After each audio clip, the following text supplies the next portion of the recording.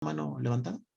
Sí, es que justo me llama mucho la atención esto porque coincido contigo, o sea, creo que es el deber ser, pero hoy hay unas corrientes de educación que a mí en lo personal, en mi experiencia, me generan mucho ruido en donde déjalo ser, no lo limites, no le llames la atención, o sea, si no tiene o sea, no tiene todo esto que nos acabas de explicar maravilloso y yo me estoy ilustrando contigo, o sea, todavía no tiene todo esto desarrollado para poder tener criterio y tomar una decisión asertiva sobre estas cosas que no le van a generar un bien, ¿no?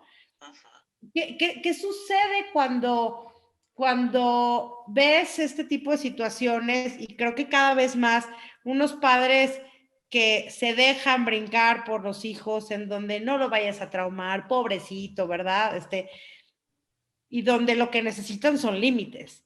Y creo que cada vez más estas generaciones o estas nuevas generaciones de papás un poco más laxos, y con todo respeto lo estoy diciendo, ¿no? Cada Sí, quien, claro. y respeto mucho las formas de educación, y por eso también lo pongo entre comillas, creen que es lo correcto. ¿Hasta dónde es correcto un infante, adolescente en proceso de maduración, permitirle tomar estas decisiones por su propia voluntad o dejarlo para que no se vaya a traumar, ¿no? O sea, ¿hasta dónde? Aquí yo voy a contestar no con la intención de decirle a los papás lo que es correcto y lo que no es correcto, ¿vale? Jamás me pondría yo en esa posición porque la realidad es que creo que el pararme en una posición y decir yo sé lo que es correcto y lo que es incorrecto, ¿no? Y lo que funciona y lo que no, creo que es muy soberbio y no he llegado a ese punto, ¿no? Entonces, lo que sí puedo decir es, puedo compartir mi visión desde donde yo elijo criar a mis hijos. Eso sí puedo hacer, ¿no? De papá a papaces y papasas, ¿no? Y mamaces y mamazas y todas las... Y sí, etcétera, ¿no? Entonces, yo elijo desde mi criterio, ¿no? Yo elijo ponerle límites en las experiencias a mi hijo. Yo, ¿vale? Desde mi criterio. Desde yo, y aquí es donde viene la otra parte de la ecuación, que es, si bien yo no pretendo que nosotros como papás estemos al nivel de entendimiento del contexto como lo están nuestros hijos, se me hace, o sea, digo, creo que quien pueda hacerlo, mis respetos, honestamente, pero lo veo poco realista. Donde sí espero algo, por lo menos eso es lo que yo me exijo a mí, es, yo sí espero de mí el trabajar mi nivel de conciencia. Eso sí, tal vez yo no me sepa de memoria todo lo que mi hijo se sabe y tal vez yo no sepa manejar todas las cosas tecnológicas que mi hijo sabe. Pero a nivel de conciencia yo sí espero yo tener una evolución y un trabajo de conciencia fuerte. ¿Por qué? Porque si yo no tengo mis lóbulos prefrontales bien trabajados y bien ejercitados, ahí sí no voy a poder guiar a mi hijo. Entonces, si yo no me he asegurado a través de un proceso terapéutico, saludos a mi terapeuta, por cierto, saluditos. Ah, yo también saludo al mío.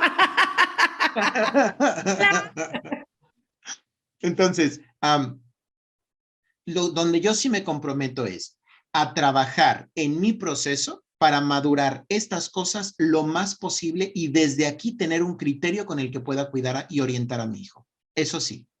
Y eso lo puedo hacer no solamente a través del ejercicio de la terapia, del trabajo terapéutico personal, sino también a través del trabajo espiritual.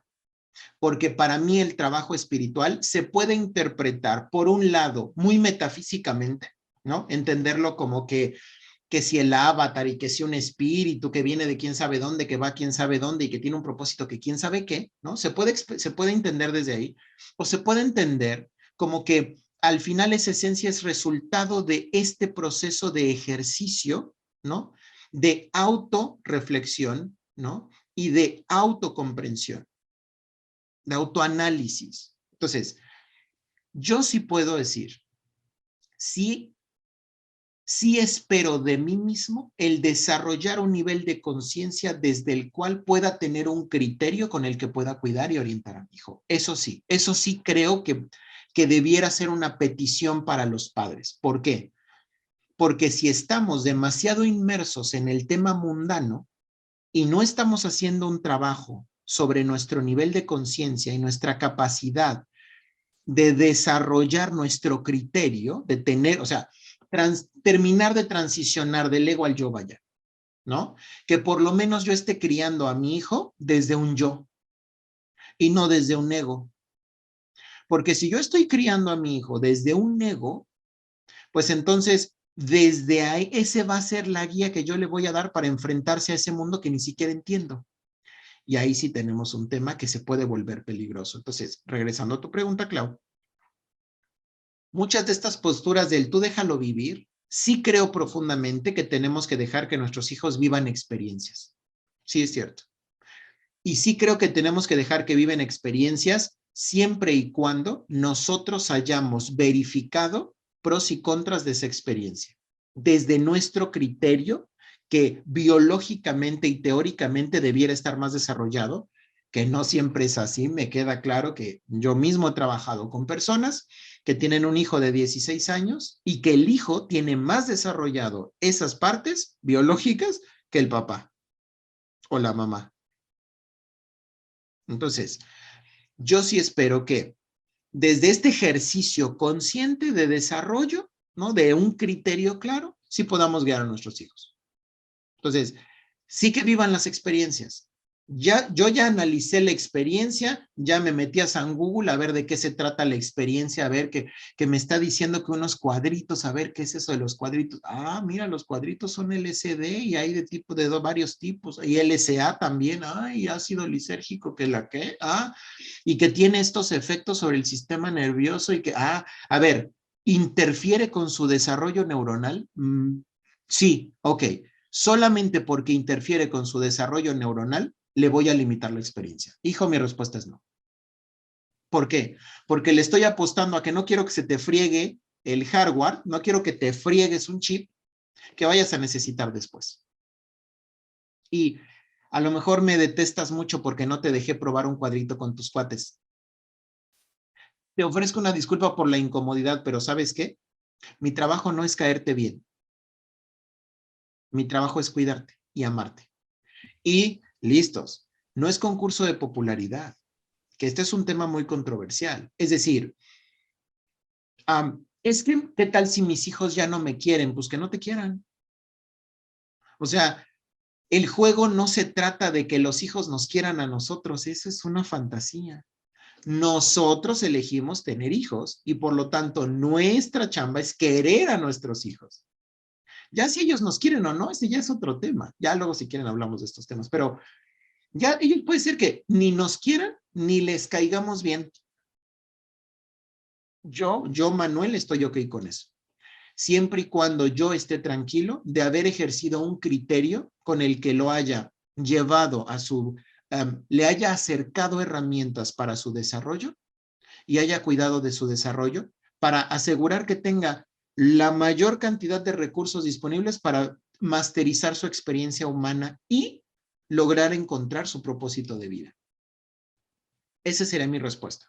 No sé si esto hace sentido. Sí, y esto tiene que ver con la parte de estos temas que ya hemos platicado, o sea, que ya hemos puesto, porque creo que meternos a cada uno nos va a llevar a otros mundos de tema, pero el tema sexual, el tema de drogas, el tema de alcohol, el tema, otros múltiples temas, o sea, más bien esto que conlleva temas de problemas psicoemocionales que de ahí llegan a estas modas de autolastimarse, de inclusive hasta quitarse la vida. Entonces, sí.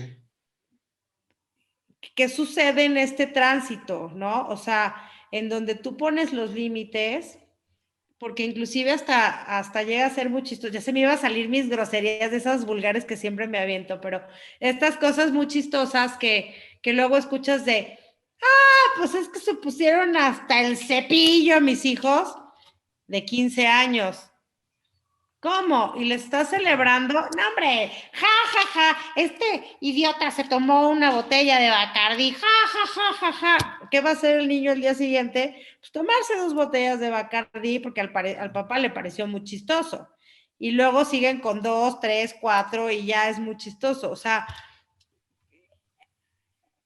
esto es la parte que hablabas del papá, de los papás, ¿no? Que tenemos que trabajar este desarrollo de poder dar estas herramientas, pero también el tema de entrar a estos temas que creo que son muy interesantes, hasta dónde los enseñas a que esto existe y a que esto se van a enfrentar, porque no los puedes coartar, ¿no? No los puedes dejar de llevar una fiesta, no los puedes dejar de ir a un antro, al viaje con los amigos y demás, pero se van a enfrentar con todo esto que existe, que es real y que ya no hay un control, ¿no? En nuestra época no lo veías.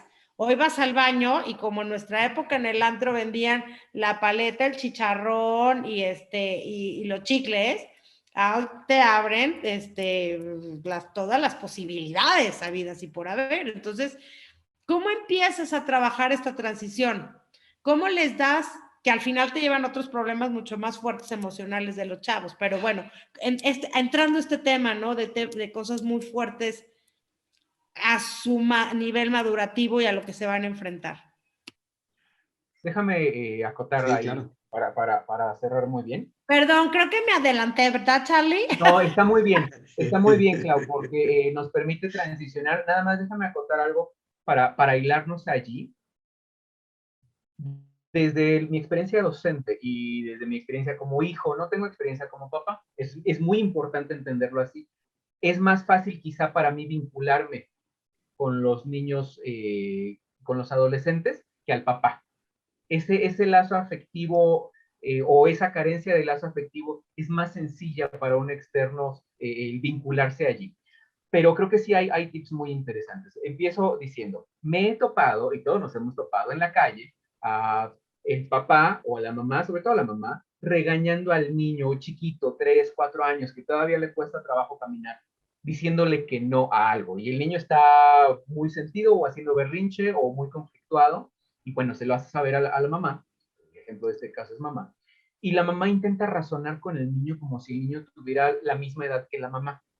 No, ya te dije que no, porque si lo haces y todo eso no se puede, y te lo estoy diciendo, que no entiendes que no, no, no, señora, el niño no lo entiende, ¿no? De entrada vamos por ahí, no, no lo entiende. Si quiere hablarle y convencerlo con razones y argumentos, pues tiene que esperarse a que tenga unos 16 años, porque en este momento no. Y es una de las partes más complicadas de, supongo, la crianza y de la educación. Entender que por desarrollo, por simple biología, el niño, un niño más grande y adolescente, no tiene la capacidad de entender con el lenguaje de un adulto, ni con los ejemplos de un adulto, ni con el hecho de decir, es que te va a hacer daño y yo te estoy cuidando. Creo que, y aquí viene uno de los retos más importantes, es tratar de hablar un lenguaje arquetípico quizá, como decía Manuel, de fondo, para no mezclarnos en tratar de explicarles las formas en momentos y en contextos que no van a poder. Y creo que ahí, y esto es un asunto quizá muy difícil en la docencia, no me imagino cómo debe de ser en la paternidad, pero en la docencia es muy importante identificar, al menos para mí, el lenguaje de cada uno de ellos, porque rojo no es rojo para todas las cabecitas de los alumnos. Y entonces hay unos que van a entender perfectamente bien de una manera y hay otros que no, pero no es que sean tontos, es que tienen un lenguaje distinto y bueno, pues ahí los docentes suelen ridiculizarlos o los mismos amiguitos, ¿sabes que no entendiste? No, simplemente había que explicárselo distinto. Y creo que aquí viene un tip práctico y me corregirás, Manuel, y me dirás, Claudia, si te has sentido. A mí, en la docencia, es decir, para transmitir un conocimiento de codificado, para decodificarles conocimiento a los chiquitos, la cosa es, y para poner límites, desde luego, es, por ejemplo, estábamos pues hace unos meses con Manuel, su familia, y el bellísimo hijo de Manuel estaba jugando con un vaso de Coca-Cola y un hielo, y entonces estaba bebiéndose la Coca-Cola con una cuchara, pues estaba jugando, va a derramar la Coca-Cola en la mesa y la va a mojar, muy probablemente, probablemente no, pero la consecuencia de eso, o sea, hay papás que pueden enfurecer, es que deja de hacer eso, es que así no se comporta uno. Espérate, está experimentando el mundo y está viendo hasta dónde y qué puede. Y creo que hay que, como papá, como docente o como cualquier cuidador primario, hay que identificar, ¿estás explorando el mundo o ya pasaste al punto de destruir? No sé, por ejemplo, es muy normal que un niño pinte las paredes para mostrarte sus talentos como muralista, ¿no? Y si llegamos y reprimimos, pues ya los vacunamos contra el muralismo, por ejemplo, ¿no? Hay que ser muy inteligentes. Ahora, si el niño te destruye la casa y agarra un martillo y empieza a pegarle a la silla esa es otra cosa. Ahí ya no está explorando el mundo, ahí lo está destruyendo. Y supongo que ese hay que ser muy, muy listos para saber cuál es el límite. Ya sé que exploraste el mundo, te voy a dar tu pared para que pintes y tu Prismacolor y tus crayoles y tus aerosoles, y te voy a limitar el que estés destruyendo este lugar, porque esta choza es la que nos protege de los aires, del viento, porque si le pegas al gas explotamos, y creo que ese es el reto más importante, diferenciar si el niño adolescente está explorando el mundo para su beneficio y encontrar él mismo los límites, es decir, pues si yo sé que está a punto de prender un cerillo, se va a quemar el dedo, o si va a meter la mano al horno, pues se va a quemar, y entonces lo más que puedo hacer es decirle quizá, dependiendo de su edad, ten cuidado, te puede pasar esto. Sin decirle, eres un inútil, dame eso, te vas a quemar. Son dos maneras completamente distintas de abordar el mismo problema, porque en unas los estamos haciendo sentir, o estamos provocando que puedan sentirse como idiotas, como inútiles, lo cual va a provocar la conducta disruptiva en donde, sí, pues creías que me iba a quemar, pues ahora no prendo un cerillo, ahora prendo el garaje, ¿no? Mi experiencia tiene que ser magnificada. En cambio, ten mucho cuidado, te voy a enseñar la técnica adecuada. Mira, si metes la mano aquí, te puedes quemar, pero hay que diferenciar si están cerca de un perol hirviente donde su vida peligra, así le van a poner el dedo a una vela, porque es un ejemplo quizá un poco escandaloso, pero el que se queme con una vela no le pasa nada y gana una gran experiencia, si estoy al pendiente, ¿no? En cambio, si te tiene un perol ardiente al lado y el niño está jugando, desde luego que vale la pena agarrarlo del cuello y aventarlo 3 metros, ¿no? Con eso concluye esta parte y ahora sí, me ligo. Si empiezo a prohibirle sistemáticamente, si no soy capaz de vincularme emocionalmente con sus necesidades, con sus proyectos, con lo que le es importante, no voy a tener la credibilidad para él para decirle, es que las drogas destruyen. Y es aquí donde vienen los grandes peligros. Y ya, con eso concreto lo que nos decía Claudia, y pasamos al tema, ¿cómo los cuidamos, Manuel? De que se metan porquerías. Oye, nada más quiero, así, un pequeño, paréntesis con esta parte. Creo que también tiene mucho que ver y bastante, yo creo que es bastante enriquecedor verla desde el lado docente, porque tienes este vínculo con el adolescente, pero no tienes la relación filial que te involucra también la parte egoica de es que mi hijo tiene que ser bla, bla, bla. Entonces creo que para el docente juega un rol muy importante en la educación, inclusive en el mismo entendimiento del papá, de cómo aportar al niño y en este caso al adolescente a un mejor desarrollo y una mejor protección. Y es valiosísima y de verdad agradezco mucho esta visión que poco tenemos los papás, ¿no? Tenemos de repente como una telita que nos cega de ver estas posibilidades. Y nada más para complementar, también es la congruencia de parte de los papás. Y hoy les comparto y comparto a todos tus escuchas, Manuel y Charlie, una experiencia reciente, ¿no? Me roban, yo fumaba, dejé de fumar tabaco y entonces a veces con mi ansiedad agarré los famosos electrónicos desechables, ¿no? Y ni lo fumo casi, entonces voy comprando y los voy aventando a mi bolsa y tenía más tenía igual de cigarros electrónicos desechables que tickets de supermercado como acumulamos las señoras en la bolsa, ¿no? Y en este proceso me roban uno, ¿no? Yo no me doy cuenta de que me roban uno, pero ¿cómo le dices a tu hijo, no estés fumando esto porque te hace mucho daño y entonces, bla, bla, bla? Lo primero que hice fue agarrar mi cigarro electrónico y le dije, yo, mamá, decido que esto, ¿sabes qué? No, si ya dejé de fumar, ¿para qué sigo con esta cochinada? Porque bla, bla, bla, bla, bla, y agarré, lo tiré al bote de la basura, y yo, mamá, tomé la decisión con esta circunstancia enfrente de mi hija, de decir, stop, ¿no?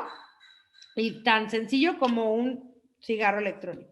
De ahí hay otros ejemplos que si el alcohol, que si bla, bla, bla, bla. Entonces también esto creo que forma parte de la congruencia de la educación, ¿no? El prohibir, no, no lo hagas porque es malo. ¿No? O sea, ¿por? ¿Qué? ¿Dónde tienes?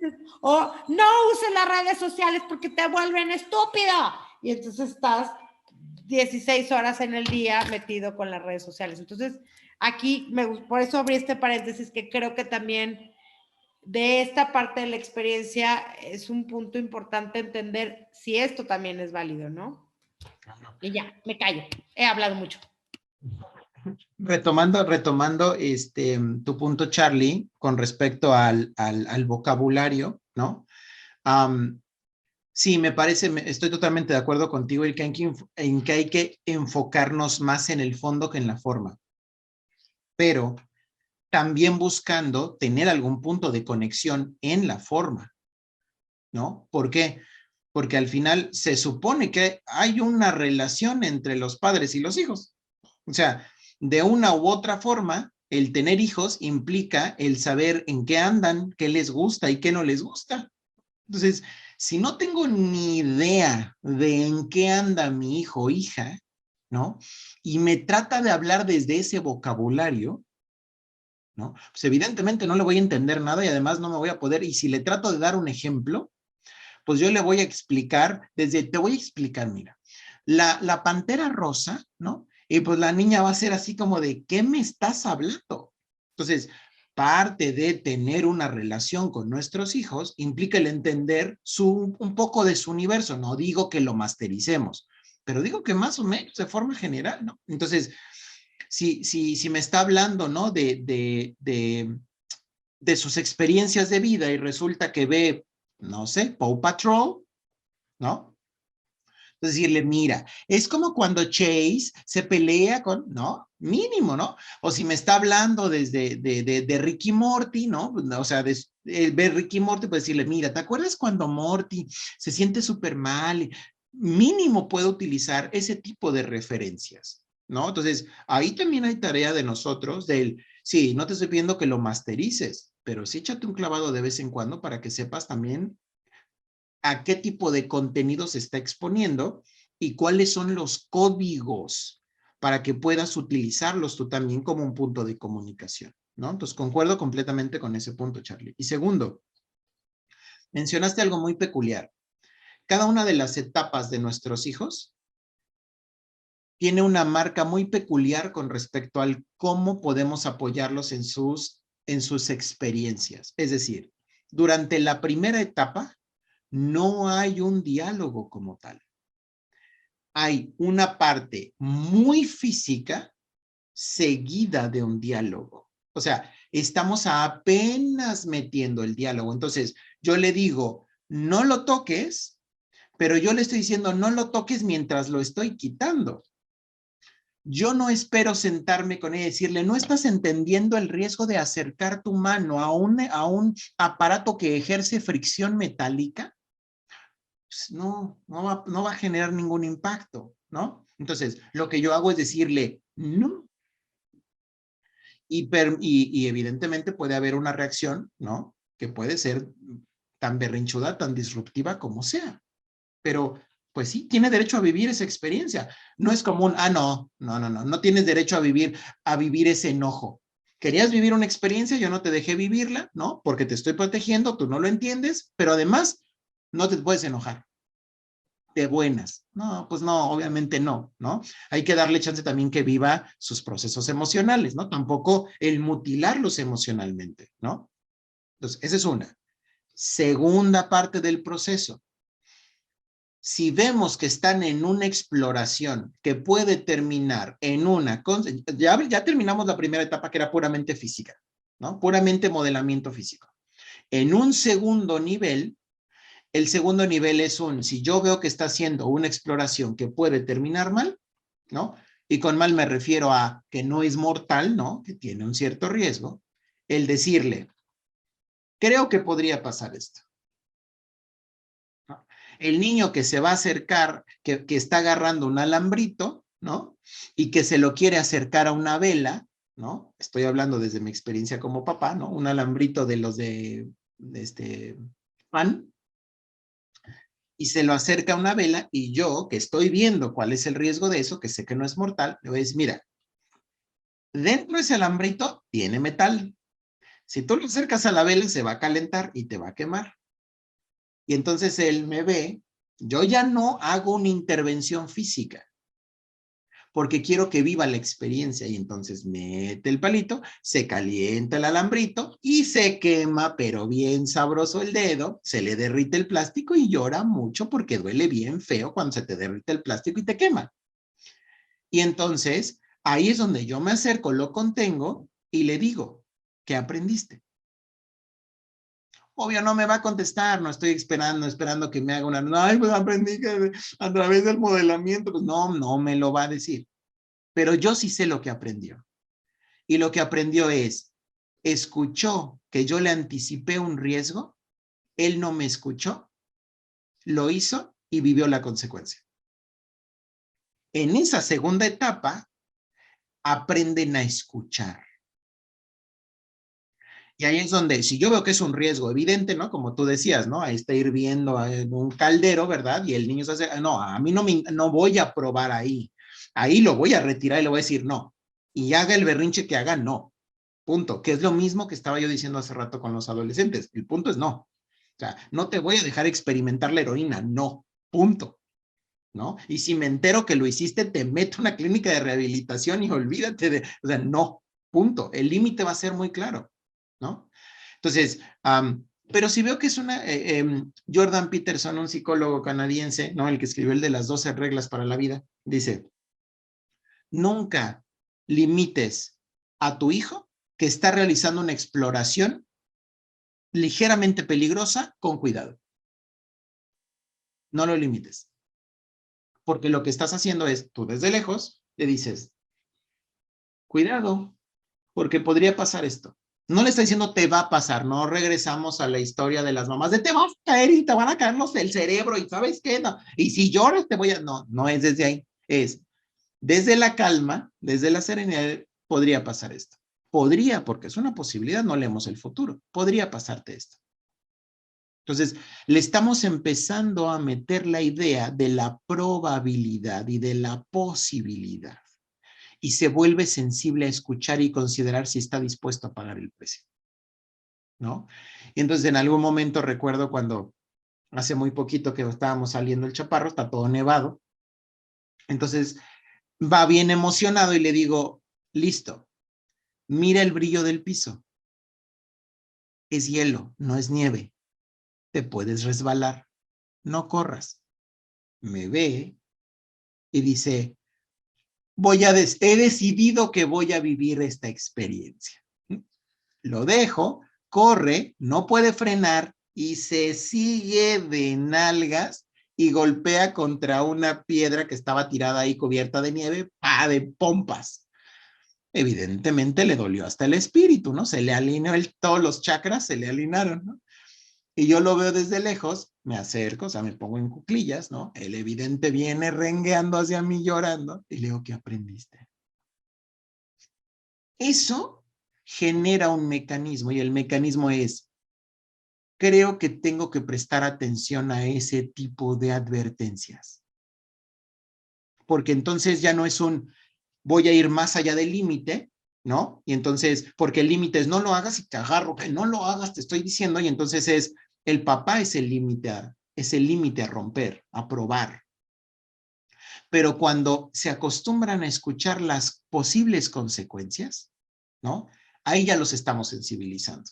Para que cuando lleguen a la adolescencia, ese es el discurso con ellos. El discurso es, mira, mija, usted va a ir a un antro. Y déjeme platicarlo de lo que yo me he enterado en San Google. Existen los rufis, las gotas, las bombas, ¿no? Los cañonazos, las tachas, las líneas y ¿no? Los hisopos, ¿no? Entonces, todas esas cosas. Entonces, fíjate bien. Esto es así, esto es así, esto es así, esto es así, esto es así. Los escenarios de los que te quiero proteger son este, ¿no? Lo mejor que te puedo enseñar yo es, si esto pasa, bueno, número 1, no tomes bebidas que te traigan en un vaso abierto. Punto. No lo hagas, por favor. Ah, bueno, no pasa nada. Me compro una cubierta de las que venden en Amazon y nada más le dejo el popote. No, mija, le echan las gotas en el popote también. No, no funciona esa técnica, ¿no? Ah, entonces, ¿qué hago? Ya sé que no te gusta, mija, pero pídete una bebida que venga sellada, aunque no sea tan buena como los cócteles. Punto. O llévate tu vasito de ese que se abre y se cierra, ¿no? Y pues vas a andar con pepsilindro en la fiesta.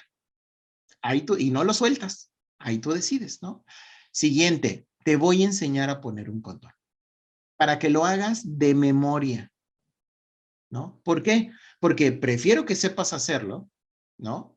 ¿Cómo es? Más vale no necesitarlo y tenerlo que necesitarlo y no tenerlo, ¿no? Ahora, es ese tipo de elementos, o por ejemplo, el que tenga habilitado en el celular la alarma, ¿no? El pedir ayuda, ¿no? El comprarle su collarcito con su botón de pánico, ¿no? El comprarle la pulserita que cuando la metes en la bebida te identifica si tiene o no tiene cierto tipo de sustancias. O sea, esos son los mecanismos que yo como papá le puedo acercar para sobrevivir en un mundo de este tipo. Eso es lo que sí puedo hacer. Ahora, no lo que yo, Manuel, lo dejo a criterio de cada quien. Yo, Manuel, no voy a hacer con mi hijo, es decirle, vamos a probar juntos la heroína, hijo, porque estamos en la confi. Vamos a probar juntos la... No. ¿Por qué no? Porque si algo nos ha demostrado la historia, es que la adolescencia se caracteriza en ir más allá del límite establecido. Entonces, si yo le digo que el límite es hasta 3, él se va a ir hasta 6, porque eso es experiencia y eso es evolución. Eso es lo que hemos estado haciendo generación tras generación. Entonces, no me gustaría ponerle un límite a mi hijo en heroína, porque yo no sé cuál va a ser el límite lo que va a querer explorar. Puede ser que no, pero puede ser que sí, y ¿saben qué? No estoy dispuesto a correr ese riesgo. Entonces, prefiero decirle, si quieres tú y yo nos echamos una cerveza cuando cumplas 18. O bueno, ni tú ni yo, 16, una, tú y yo, ¿no? Y hasta ahí es el límite.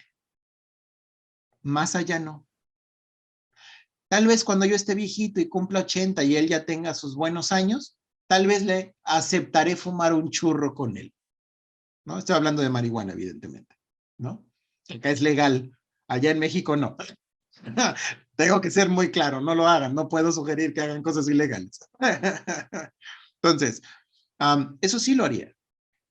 Jamás lo haría de, no, él ya tiene 12, vamos a fumar churros juntos. No, ¿por qué? Porque yo sé que la marihuana sí interfiere con la maduración del sistema nervioso y con la fijación de memoria y con la capacidad de mantener la atención sostenida. Entonces, no le voy a fastidiar el cableado a mi hijo.